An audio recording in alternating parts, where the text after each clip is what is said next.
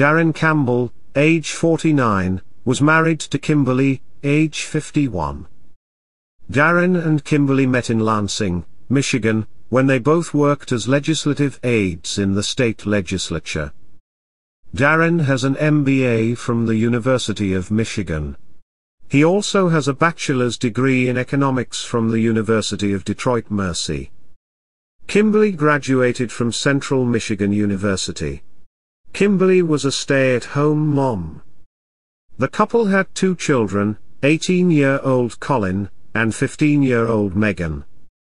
Colin was a senior at Carrollwood Day School. Colin played baseball, and had an exceptional batting average.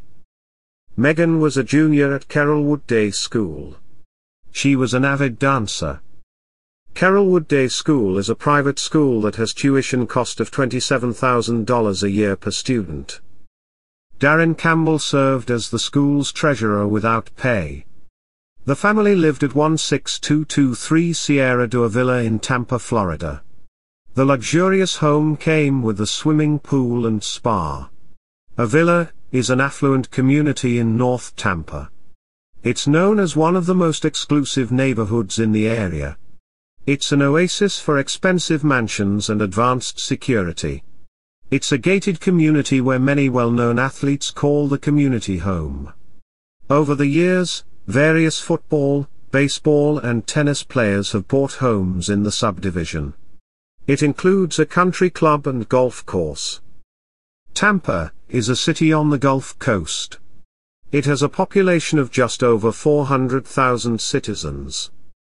The Campbells had been renting the $1.6 million, 6,000 square foot home from former U.S. tennis player James Blake for the past 2 years. The family paid $5,500 a month in rent. Prior to living in the Tampa area, the couple had lived in San Antonio, Texas, where Darrin was an executive with Pearl Brewing Company. The Campbells moved to Tampa in 2001 so he could take a job with Anchor Glass Container Corporation. In 2012 they sold their previous home but wanted to live in a place close to their children's school. They discovered Blake's home for rent, so they signed a 2-year lease. The home was close enough for their children to walk to school. Darrin was known as a loving but very strict father who had unrealistic expectations for his children. He expected his son Colin to get a scholarship to a Division I college for baseball. Around the first day of May in 2014, Darrin requested a leave of absence from work for an unspecified reason. On May 4, Darrin entered Phantom Fireworks and purchased over $600 in fireworks. It consisted of 12 packages of fireworks, which included firecrackers and aerial fireworks. On the same day he purchased several gas containers. Just 2 days later Darrin purchased gasoline for those containers from 2 separate gas stations. At 5:45 a.m. on Wednesday, May the 7th, calls started coming into the Hillsborough County Sheriff's Office. Neighbors reported hearing explosions coming from Campbell's residence, and a fire. Let's listen to one of the 911 calls. I just got hurt. Please just let me. Okay, okay. I'm so, this is so scary. Oh my God. Where are you at right now? I'm right in front of the house. You're right in front of it? Yes. Yes, can you just send a fire truck? Police were dispatched to a large fire in the Avila area with reports of a large mansion burning down. Firefighters battled the blaze for some time before they were able to put the fire out. Among the charred debris, police discovered the bodies of Darrin Campbell, his wife Megan, and their 2 children Colin and Megan. A former neighbor, George Conley, said they were a nice family. He said that Kimberly Campbell was sophisticated and classy. Darrin Campbell had no criminal record, and no calls reportedly to the home prior to the night of the tragedy.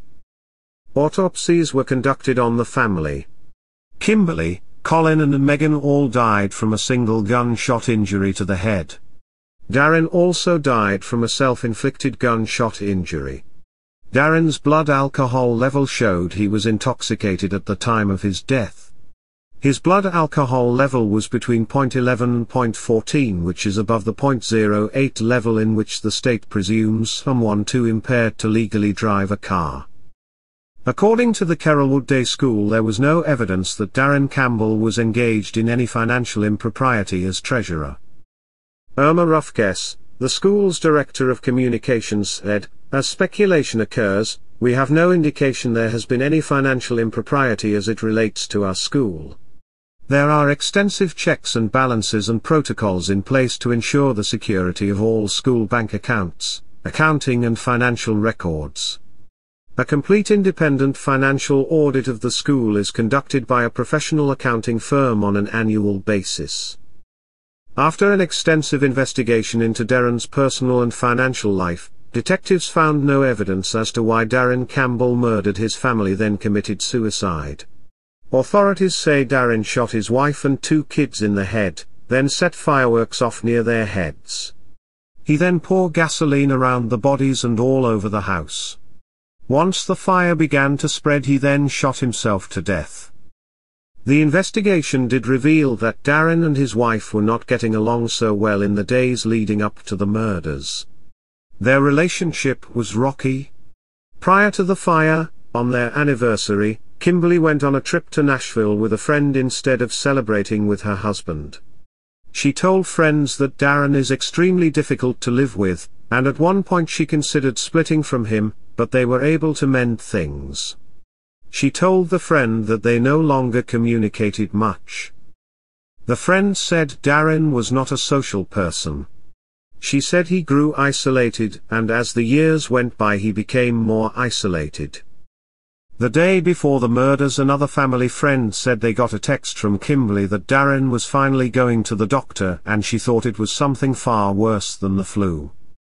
The investigation also revealed that Darrin was at all of his son's games and practices but was not happy and stressed out that his son's academics were not good enough to go anywhere except a junior college, and his son wasn't quite good enough to play professionally. According to the investigation, Megan's friends noticed she started having bruises in the recent months leading up to the murders. She claimed they were from dancing, but the friends said she always danced and never had bruises prior to that. The friend said Megan told her that her father was too judgmental.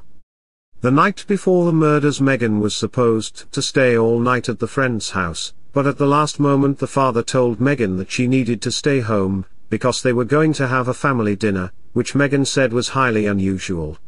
Another one of Megan's friends said that Megan said he was crazy, really strict, too hard on her, and would often say he was like Hitler.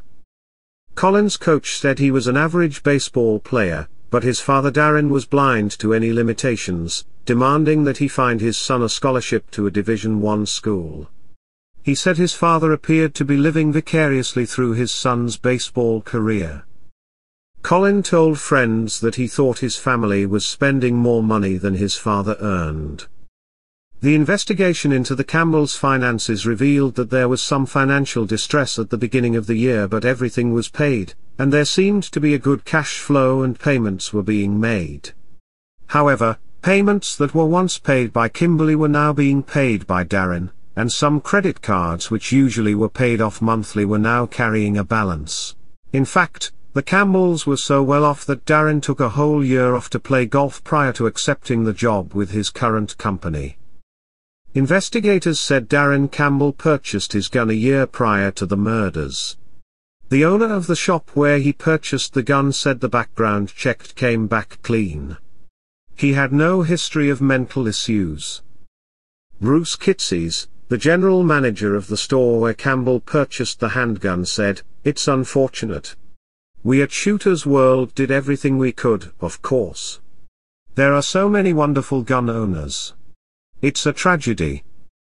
The girls' varsity softball team at Carrollwood Day School wore Colin and Megan's initials on the sleeves of their jerseys for a playoff game on Friday, May 9th.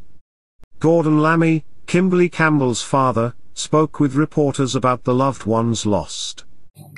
She was a very vivacious young woman, had many friends, and was very energetic, I'll put it that way, very active and very devoted to the kids. And Colin, my grandson, was a pretty good ball player, and his dad, and who was very active in his support. After the Hillsborough County Medical Examiner completed the autopsies, the bodies were released to be cremated at Brandon Cremation Services. Funeral services were held privately, and the family was buried at Glen Eden Memorial Park in Livonia, Michigan. One type of abuse is narcissistic parental abuse, where a parent sees their children as an extension of themselves. They develop a grandiose view, and usually are more overt in their abuse. They use their kids as a source of narcissistic supply. They push their children to be high achievers, and live vicariously through them. They usually take the praise when their child gets achievements. This is very harmful to the children because they cannot develop their own identity. This type of parent only shows affection when the child pleases the parent. If the child doesn't perform as expected, the parent withdraws their love and attention, and may even get angry or abusive. This is narcissistic abuse. If you are a child of a narcissistic parent, try to set boundaries if you can.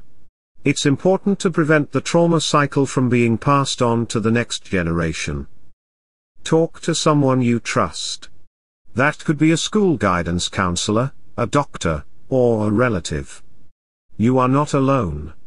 Darrin Campbell and his family appeared to live the American dream. He was a highly successful businessman living in an affluent neighborhood. He drove fancy sports cars, and lived a luxurious life. However, at some point Darrin decided to plan, then carry out the systematic murder of his entire family, then take his own life.